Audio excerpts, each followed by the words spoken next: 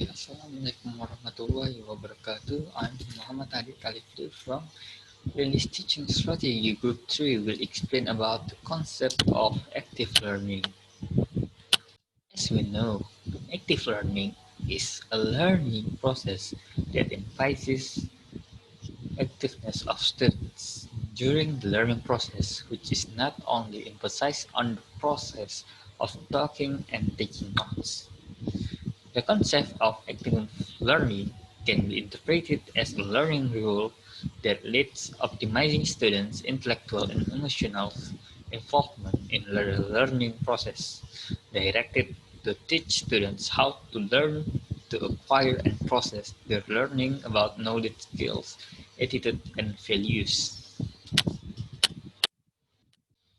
In this learning process, the role of the educator, or as we know as teacher, is not so dominant in mastering the learning process. Instead, it only acts as a facilitator to make it easier for students by stimulating their activeness in physical, mental, social, emotional, and so on. The task of educator is not only to convey material during the learning process, but also to be able to create conditions as appropriate so that during the learning process students can be well conditioned to get the material they learn so that they can achieve predetermined learning objectives. Students are given the opportunity to find for themselves what they will learn, also the opportunity to develop their skills. So educators or the teachers do not always have to determine in advance what learning material students should learn, but it is just to the five needs and the characteristic of students. So learning materials are determined together with educators and students. There are several characteristics must be seen in the active learning process.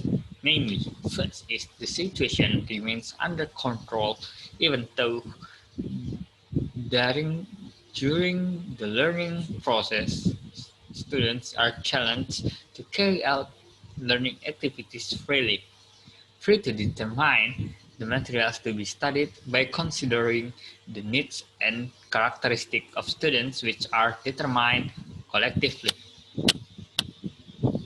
The second is the teacher provide more stimulation to think about students to solve the problems that have been given so that teachers do not dominate during learning activities. But students themselves anyway are always actively looking so that learning will be more easily absorbed.